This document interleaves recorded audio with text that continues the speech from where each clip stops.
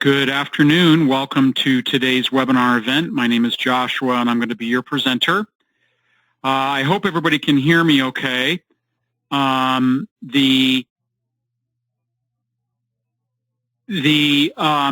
we have some, if folks are connecting remotely into the webinar event through the Say the Church computer, you're going to have to use telephone. The remote software you're using is more than likely not going to recognize computer audio on the computer you're connecting to for the event.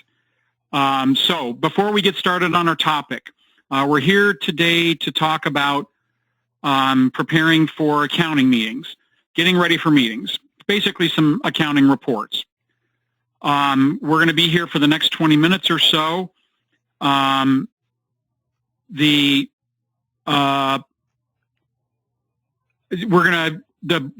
topics are taken from our A201 accounting workbook, pages 23 to 26. Again, A201, 23 to 26.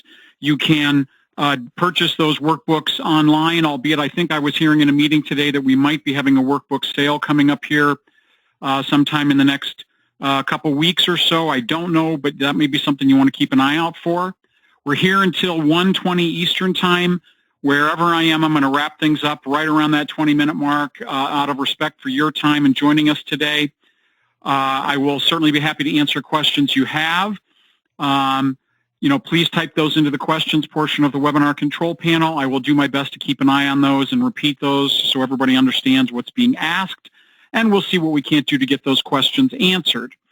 Please keep the questions on topic, meaning about the topic we're covering, in this case, the three meeting reports we're going to be discussing. If there may be another webinar event that's upcoming in future weeks or months that's better suited to that or your question, or you may be able to contact our technical support staff and they can answer those questions for you. We are recording today's webinar event. The recording of today's event will be out on our Support Center page sometime in the next 24 hours or so. So you can revisit that if you wish, or again, if you're having audio difficulties, you'll be able to revisit that out there later. Okay, so in addition to discussing the reports and with more and more folks working remotely and distantly, we're going to spend the last few minutes of the webinar discussing emailing reports, say for a committee from our membership module. We're just going to go through that really quickly. But if we go to our page 23 on our workbook on getting ready for meetings, it's talking about four very important accounting reports. It's talking about the balance sheet, the treasurer's report, fund activity report, and the summary of cash activity. Okay, so the first report, we're going to go up to reports and financial in the upper left, and we're going to go to balance sheet. The balance sheet, as described there at the bottom of page 23, is a listing of your assets in comparison to your liabilities and fund balance. The balance sheet will always or should always be in balance. The equation at the bottom of your on the bottom of page 23 of total assets equals total liabilities plus fund balance should always be true. So if we choose, say, 2020, we're going to choose it as of April 20th. We're going to revisit the columns tab real quick here. Let's take off beginning balance. No, we're going to add beginning balance. When we add that back and we click print, it opens up our balance sheet, and it shows our balance sheet of our total assets, whether it's the beginning balance or period activity or year to date, any of these columns, the total assets figure should always equal the total liabilities plus fund balance total at the very bottom, okay? This should always be in balance. If it's not in balance at any point in time, you must let us know, okay? However, this report is always going to, it's also been, known as in other circles, known as the statement of financial position. But basically, at any one of these points in time, whether it's, again, the beginning balance, start of the year, year to date, or for the period, in this case, the month of April, this report should always, is always going to show the point in time that it represents instead of a period, okay? But again, if your total assets don't equal the liabilities and fund balance, basically your asset accounts, your physical cash accounts plus, minus any outstanding liabilities should equal your equity. however you paint the equation, the total should always be in balance, okay? This is an important report. So, just in anticipation of the very final portion of the webinar today, what we're going to do is we're going to export this document and drop it into a folder on our desktops. We're going to go up to export at the top. We're going to leave you this PDF. My committee members are all happy with the PDF format. They just want to review the document. They don't need to do any manipulation of it. They don't need any other format, so a PDF file's fine. So I've created a folder on my desktop called Monthly Finance Reports. So I'm going to put this in there. It's called Balance Sheet as of April 30th. We're going to click Save. It's going to ask us, do we want to open it? We're going to click No. Again, the balance sheet is, you've got some various options on the balance sheet. Again, typically on your options, you're choosing the point in time that you're wanting that for, whether it's the month or the year to date.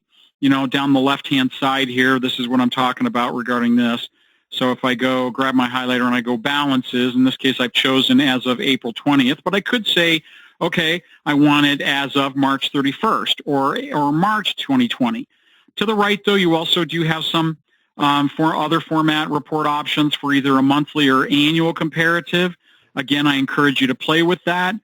It does allow you to draw some comparisons between the previous month or the same period in the previous year. So again, if you want to see some previous month or previous year comparison information, I encourage you to look at the monthly or annual comparative. But please note that the columns for additional selections is important when you're choosing one of those comparative options, monthly or annual. The column control and the columns that are available to you are different, okay? As we have with other reports, these are reporting conventions, folks, that are all over Church Windows. You got to pay attention to the tabs that are across the top, okay? So in this case, the balance sheet has an options tab, custom account groups, columns, detail, and fonts. Many of those same tabs may appear on other reports, but what's on those tabs may differ, okay? That's what I mean about the conventions. You know, my columns that are available on my balance sheet are going to be different information columns that are available on my, say, treasurer's report or some of my other reports. But when you visit those, you have the ability to decide which columns you include and which you don't, okay? So you got to learn to be comfortable with playing with these. Let's move on to our treasurer's report. We go up to reports and export. We go to financial, and we're going to choose treasurer's report. Again, maybe we're going to backdate this and backdate this to, say, the month of March. Then you can include or omit accounts with zero balances. Again, you've got custom account groups or column control, okay, to decide what actual or what budget columns you want to see on the report, okay? Same thing when we go to print. It opens up a preview of the report. It shows us, you know, in a landscape format, the various information columns that I've included on this. This shows, again, period activity or month, you know, the monthly budget, year-to-date balance, previous year-to-date, basically the same period last year, my budget year-to-date, and my annual budget total, okay? Again, folks, you have to decide what information columns you want to see, okay? This is the report that compares the budget to the actual. It only includes income and expense accounts, okay?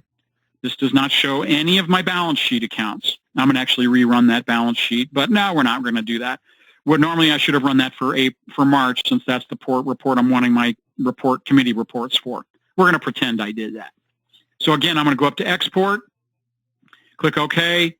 I'm going to drop it right in my monthly finance reports folder with my balance sheet that I saved there. We're going to click Save. Again, we're going to click No. Okay? So now I'm going to close out. I've got those two reports generated. I'm now ready to move on to my other two reports, the summary of cash activity and sorry, folks, let me get my bearings here. Sorry on my documentation. Yeah, so the summary of cash activity and my fund activity report.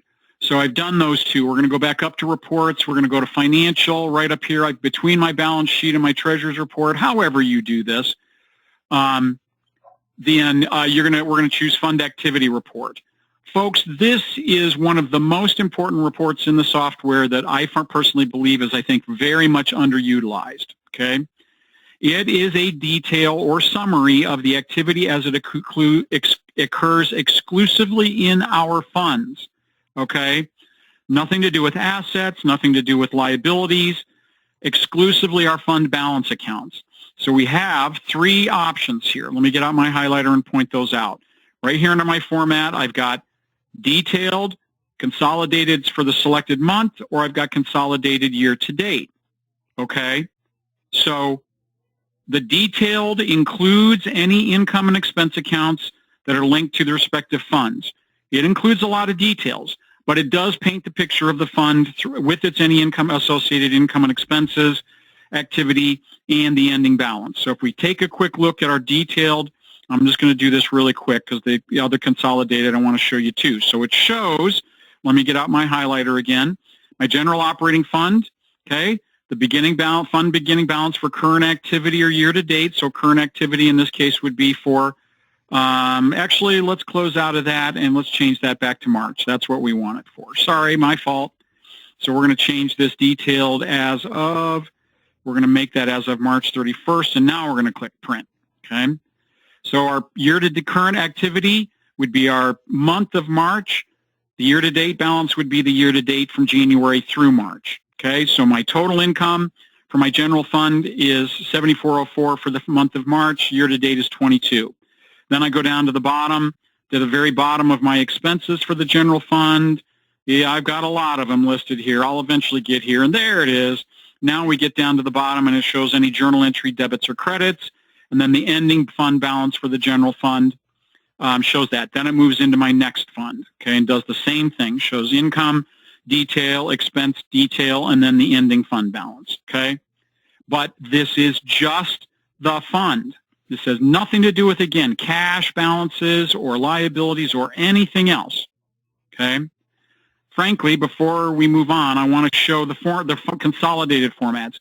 Personally, the consolidated selected month or year-to-dates are two of my favorite reports in the software. If I do say consolidated selected month and click print, this shows me the activity in the funds as they occurred for the month of March.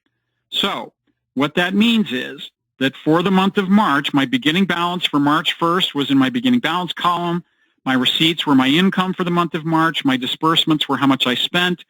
Any transfer journal entries in or out of the funds directly, and my ending fund balances, okay? A really, really nice snapshot of the funds for the particular period in question, okay? So if I do the year-to-date, change it down to consolidated year-to-date, nope, not export. I'm going to do a print, and then it opens up and shows me the snapshot for the year. So again, it shows where I started my fund balances on January 1, how much income I've received, how much I've spent in expenses, what my debit or credit journal entries in and out of the funds were, and my ending balance for the month of March. Sorry, I meant to do March. That's what I meant. March 31st. Period's important, folks. Sorry, we've just got a lot to go through here, and not much time to do it in, so I'm trying to kind of move through this stuff quickly. So there's my ending fund balance. So I'm going to drop that report into my folder as well, okay? So I've got my consolidated year-to-date, my treasurer's report, and my balance sheet. I now click Save. Do I want to open it? No. And finally, before we jump into our email here, our summary of cash activity, which when we go to reports is now found under our worksheets list. It's called Summary of Cash Activity. So here I'm going to choose, now again, this one isn't for all of the accounts. I would have to choose a specific asset. This isn't really covered in the workbook on these pages. It just does detail that on the very first page of the workbook pages that we're discussing here, is that it does talk about summary of cash activity. But if, say, I choose my main checking account and I run it, say, through, March 1st through March 31st, this tells me the activity that occurred in my cash account in question for the month in a summary format. It's why it's called summary. So my income, donations, transfer debits, journal entry debits, AR collected debits, so my total additions to my cash account, and then my subtractions in the form of payments, payroll, transfers, or journal entry credits, okay? And then the cash balance as of the end of the day on that particular month. Again, no way to include all of the accounts on my summary of cash activity. Again, if I want to include that, I'll export it, I'll drop it into my reports, and I'm going to say no to my opening it, okay? All right, so now okay, so we've now discussed these reports a little bit. I've exported them. I now want to send them to my finance committee, okay? So now I'm going to go to membership. I'm going to go right up here to email. Everybody should see that. You have to have email set up in Church Windows, the email function set up in Church Windows to do this. We're not going to cover that today. We've got documentation and videos out on our website on that walks you through how to set up the actual email function in the Church Windows software. So if I now click under email, and it opens up my step 1 screen here, I'm going to go right up here to my edit people selection criteria. I want to email my reports to everyone in my finance committee, okay, my finance group, with an email address. So we notice right here under a select a membership field in the upper left, I'm going to choose my groups and classes. In addition to, of course, having the email set up in the software, folks, you've got to have your groups and classes or committees or what have you set up for the folks you want to send these to. So here I choose that. I'm going to put a check mark next to my finance committee, and I'm going to click Add Selection, okay? I don't need to add any other criteria around email because I'm using the email function in Church Windows, so it's automatically going to find those folks in my committee with email addresses, and I'm not going to omit everybody else automatically, okay? So I would now click OK, and then Next. And then when it opens up my step 2, here are my 4 members of my finance committee. There are other folks, okay, in that committee. So I would have to generate a different way of getting them the reports, either printing hard copies or what have you, that or go to them and say, hey, folks, so I don't have to send you these reports or you have to wait till, the meeting occurs to look at them, to actually view them. If you get me your email address, I'll add it into into my software, and I can email those to you in advance of the meeting. So here, now I'm at my step 2 where I can actually now prepare my message. So if I want to create a new one, I can click the plus sign right here. And I do that, it opens up my Create Email Message screen. Well, I don't have to because I've got one that I've saved, and I'm going to recycle that. So if I choose that one right down here and see I've got one that says regarding monthly finance committee reports. So if I choose that, and I now click the little pencil icon to the right, it opens up that email, and it allows me to go, and it says, here's my body and my text that says Finance Committee Member. Please find attached these month's Finance Committee reports. Please, if you have questions, see you at the meeting on, we'll say, whatever date that it would be, April, 30th, 2020, at, if I could get my dates right, sorry, at, 7 p.m., whatever your time is, okay? Then all I have to do from there is I now just have to click the Insert tab across the top left here. You see that right next to my Home tab. I got the one labeled Insert. So when I click on that, it now allows me to, I can add tables or pictures or hyperlinks or symbols, but I'm going to go right here to the Attach option, okay? So when I click on Attach, I just browse to the location, in this case my folder on the desktop called Monthly Finance Reports. I can highlight them. I can hold down my Shift key. I'm selecting all of them. I can click Open. Now notice it's attached to all of those reports across the top. Now I can go up to, the menu at the top left and click Send Email, and that'll send that email to those folks, okay? That'll send those. I'm not going to send that because these aren't real email addresses that I'm sending, okay? So I could now just send that, and those folks would receive those PDF documents attached to their email with the respective, March meeting reports attached to them. Okay? So now, then when I sent that, it would probably leave this, and it will pop up, and it'll ask me, do I want to save this message? Well, I don't want to save the details of the April 30th and the reports, so I'm going to say no to that. Okay? But I've still got the original one in there called Monthly Finance Committee Reports that I can just recycle next month and in future months. Okay? So sorry, folks, that's a really, really, really fast, webinar, but it's 20 minutes after. I am finished with the actual webinar topic that we're here to discuss today.